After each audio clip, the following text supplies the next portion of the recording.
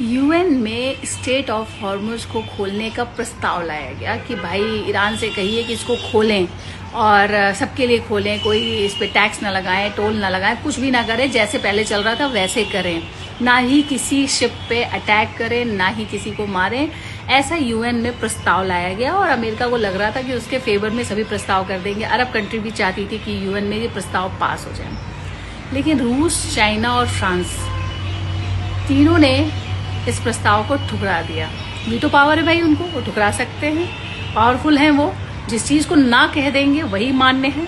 उन्होंने कहा कि नहीं, हम इस प्रस्ताव को नहीं मानते हैं। और ये Arab and America, Arab countries जो ईरान के विरोध में हैं, और अमेरिका मुंह पे तमाचा ही है, और क्या कहा जा सकता है। तो जो युद्ध है ना, इसमें हमेशा दो गुट बन जाते हैं, एक जो अटैक करता है, एक जो शोषित वर्ग होता है। हमेशा दो गुट बन जाते हैं। कभी भी अगर लगता है ना कि छोटी कंट्री कैसे इतने लड़ रही है, यूक्रेन क्यों टिका हुआ है रशिया के सामने, क्योंकि उसे अमेरिका का सपोर्ट है। ईरान क्यों टिका हुआ है अमेरिका के सामने, क्योंकि उसे रशिया का सपोर्ट है। दो बड़ी कंट्री, पावरफुल कंट्री, एक दूसरे के सामने नहीं आते, लेकिन इन छोटे छोटे देशों को लड़ा के उनका सपोर्ट करते हैं। यही ऐसा कुछ हाल 1971 में जब बांग्लादेश को अलग बनाना था, तो रशिया ने, यूएसएसआर था उस समय, इंडिया को सपोर्ट किया था।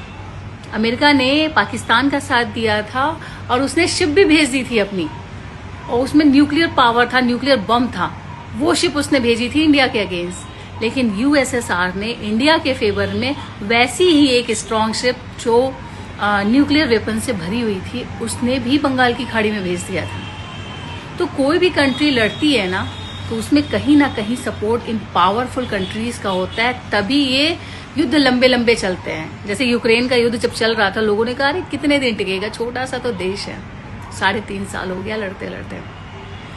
इसी तरीके से यहाँ भी देखिए ये युद्ध कितने दिन तक चलता है। और ये जो यूएन में प्रस्ताव को पारित नहीं होने दिया गया, ये सीधे सीधे बताता है कि फ्रांस, रशिया और चाइना ईरान के फेवर में खड़ा है। और ये 3 पावरफुल कंट्रीज हैं जो डिसीजन मेकर होती हैं।